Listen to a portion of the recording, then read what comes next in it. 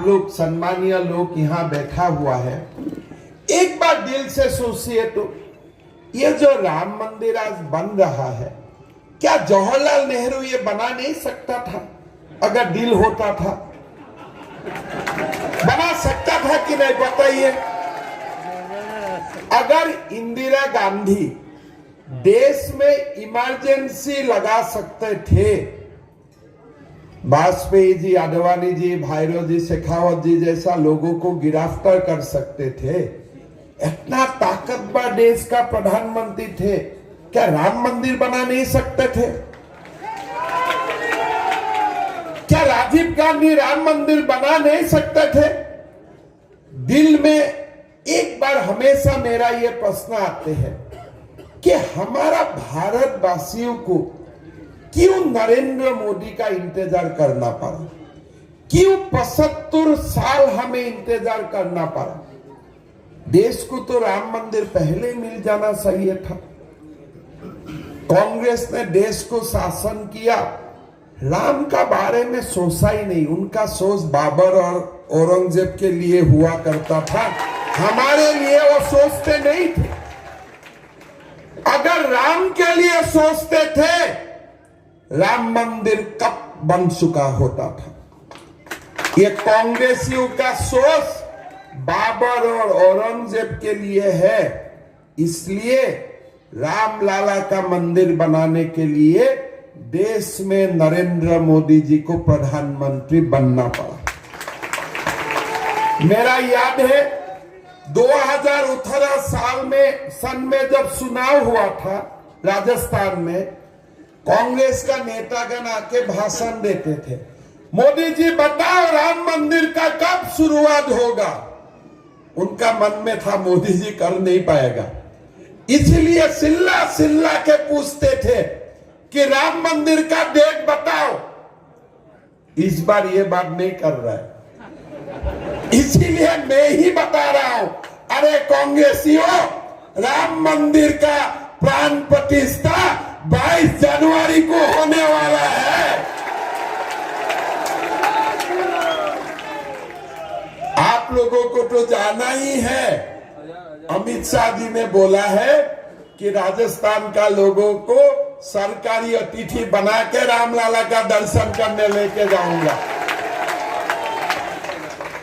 भाइयों और बहनों, देश को ऐसे गौरवशाली समय मेरा नहीं लगता है कब देख चुका है। पहले 370 धारा का बात होते थे, हटाना चाहिए। श्यामा प्रसाद मुखर्जी का बलिदान हो गया, 370 धारा नहीं हटते। क्यों भाई? हल्ला हो जाएगा 370 धारा हटाने से। क्या हल्ला होगा? जम्मू कश्मीर में ब्लड शेड हो जाएगा। चलो, ताकत नहीं हुआ, अमित शाह जी देश का गृह मंत्री बना, बोले 370 हटाना है। अधिकारियों ने बोला सब हल्ला हो जाएगा, ने बोला चलो हल्ला होने से मजा आएगा, 370 धारा हटा दो। तो हट गया 370 धारा। हल्ला करने वाला लोग कहां गया? अभी अंडरग्राउंड हो गया, सारे लोग अंडरग्राउंड हो गया। अभी मैं समझ चुका हूं, धीरे धीरे मैं समझा। रामलाला का मंदिर बना, बाबर लोग गायब, जम्मू कश्मीर का 370 धारा हट गया, बाबर लोग गायब। मतलब जब जब सनातन जागते हैं ना, तब तक ये बाबर और औरंगजेब देश छोड़ के भाग जाते हैं। अगर हमारा देश में कोने कोने में छत्रपति शिवाजी महाराज होते थे, राणा प्रताप होते थे, दुर्गादास राठौर होते थे, लासित बरफुकन होते थे, ये औरंगजेब भी कभी सुल्तान नहीं बनते थे। भारत का नहीं बनते थे कभी। आज भी लोग हैं, बार बार डरवाता है बाबर का बात से। मेरा जीवन का एक मैं कहानी आप लोगों को बताता हूं। ऐसे तो यहाँ कोई निर्दलीय खड़ा हुआ है, थोड़ा दिन बीजेपी का नमक ले लिया, अभी निर्दलीय बना है। अरे चलो आप जहां है वहां रह जाओ, अभी आपका काम नहीं है, अभी मोदी जी का देश है, अभी आप साइड हो जाओ। और एक बात बोलते हैं ना, चुनाव का बाद बीजेपी में आ जाऊंगा। राजस्थान बीजेपी का अध्यक्ष जी का मैं अनुमति लेके बोलता हूं, अभी और आप बीजेपी आ नहीं पाएगा, आपका दुकान बंद हो चुका है। ठीक है ना, थोड़ा पब्लिसिटी कम होता है। हमारा असम में कम से कम 50,000 घरों में बुलडोजर चला 3 साल में। 50,000, कोई एक दो नहीं, 50,000 घरों में बुलडोजर चला। मैंने हजारों एकड़ जमीन अतिक्रमण से मुक्त करवाया। पहला बार थोड़ा गोली उली चला, 4-5 लोग गोली में मर गया, उसका बाद ठंडा हो गया, चलो अभी कुछ नहीं है। तो अभी मैंने ये भी बोल लिया कि देखो 18 साल का नीचे कोई शादी उदी मत करना मेरा सामने। जब 18 साल होगा उसका बाद शादी करो, आगे मत शादी करना। बोले नहीं साहब, हमारा तो 2-3 बेटा ही पैदा हो जाते हैं। मैंने रिकॉर्ड मांगा कि पहला बेटा बेटी कब होता है, 11 साल में। तब तो हमारा साथ कहाँ कंपटीशन होगा। हम बोला देखो ये कंपटीशन हमें मंजूर नहीं है, ये दुकान भी बंद कर दो। तो भी बंद हो गया। ये क्यों हो रहा है? किसने लोगों का मालूम है कि अभी सनातन देश में जाग उठा है। अभी अशोक गहलोत जी मेरा बारे में बोल रहा है कि असम का मुख्यमंत्री ज्यादा बोलते हैं। मैं बोला मैं जितना कर रहा हूं इतना बोलने से तो हम नर्वस हो जाएगा, इसलिए मैं कम बोल रहा हूं।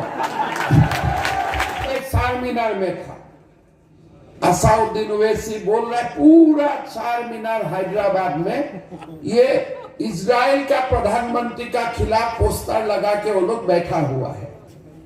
मैंने अरे बेटा पोस्टर लगाने से क्या होगा, तुम्हारा अगर हमास इतना प्यारा है मैं टिकट करवा देता हूं, जाओ इजराइल का खिलाफ लड़ो, जाओ लड़ो उधर। दम नहीं है, दम नहीं है। एक खाली कांग्रेस विटामिन देता है इसलिए वो लोग जिंदा है। अगर ये देश में कांग्रेस नहीं होते थे ना, ये देश में बाबर औरंगजेब लोग कब तक खाली हो जाते आ जाते। और अशोक गहलोत जी बोलते हैं बीजेपी हिंदू का राजनीति करते हैं। अरे भाई, अगर आप लोग मुसलमान का राजनीति करते हो उसमें कोई आपको नहीं पूछेगा। आप तेलंगाना में जाके बोल रहे मैं 12% मुसलमान को जॉब में रिजर्वेशन दूंगा, कर्नाटक में 8% जॉब में आप रिजर्वेशन दे रहे हैं, तो हिंदू को भी दो। वो तो आप नहीं देते हैं, लेकिन आप मुसलमानों को देते हो।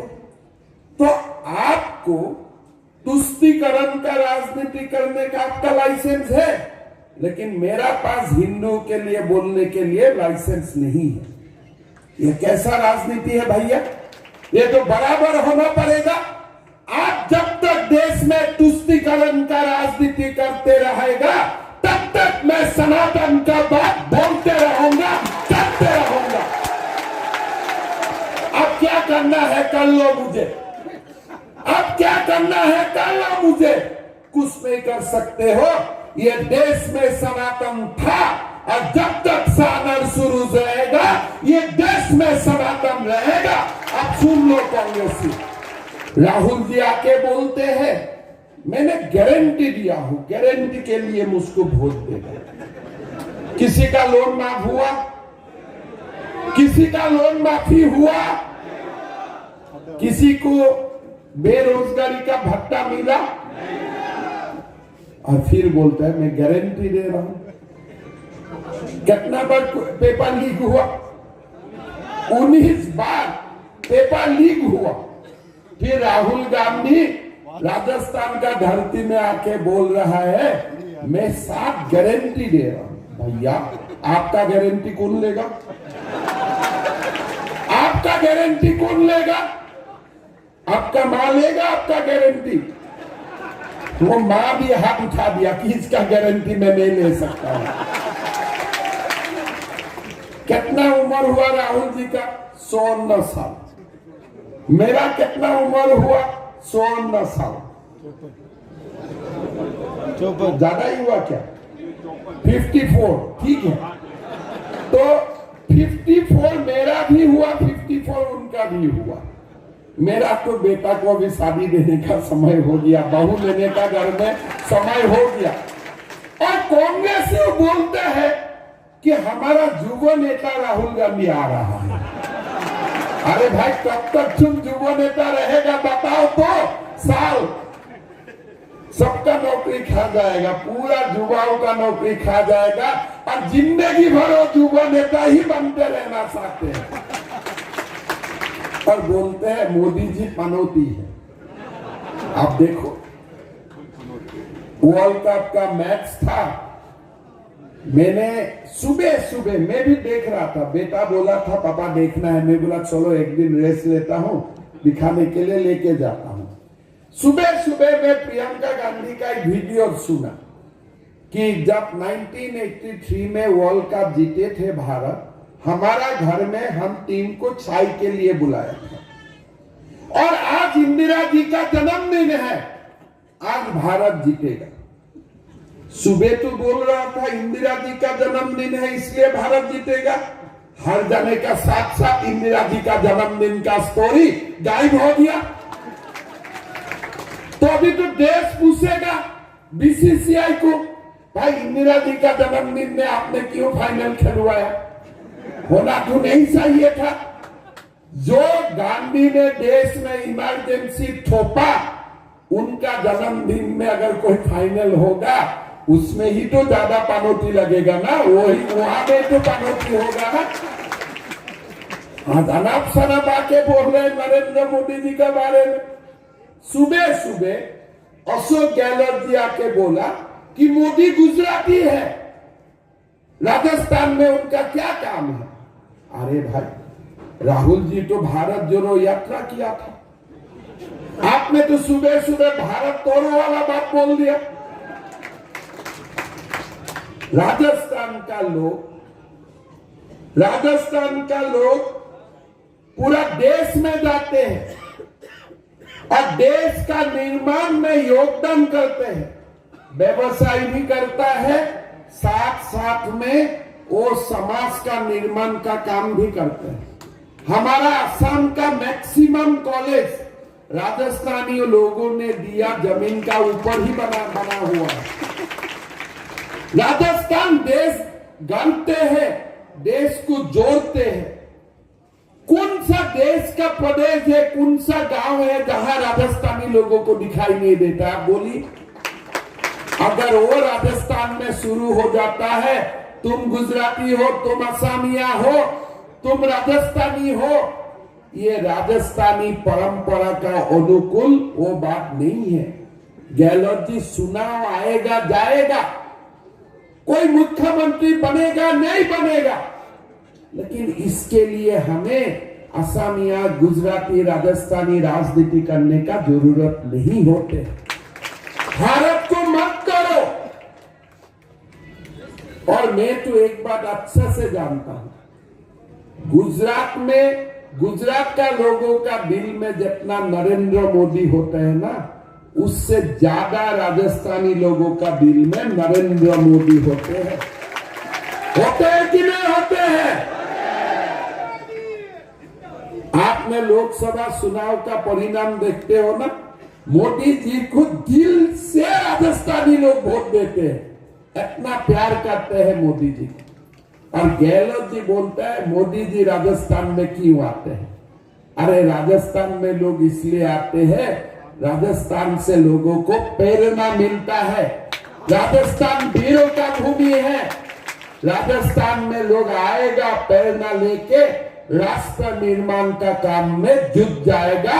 यही राजस्थान है और राजस्थान ने ही सिखाया हमारा देश का लोगों को कैसे बाबर और औरंगजेब का खिलाफ लड़ना होता है। दुर्गादास राठौर ने सिखाया, राणा प्रताप ने सिखाया का अहंकार क्या होना चाहिए, रानी पद्मिनी ने सिखाया। भाई और बहनों, राजस्थान में अशोक गहलोत जी का सरकार का समय महिलाओं का ऊपर अत्याचार बढ़ा, बेटियों का ऊपर अत्याचार बढ़ा। जो लोग माताओं और बेटियों का ऊपर अत्याचार करते हैं ना, ये लोगों का एड्रेस जमराज का पास होना चाहिए और कोई बाकी कुछ होना नहीं चाहिए। देश को बदलने का हमें जरूरत है। देश को देखने का जो हमारा दृष्टि है, इसको भी बदलने का जरूरत है। और यही समय है, मोदी जी हर बार बोलते हैं यही समय है। कभी हम सोचते थे कि अमेरिका का संसद में भी मोदी जी जाते हैं, संसद खड़ा होके भारत को अभिवादन करते हैं, ये हमारा देश है।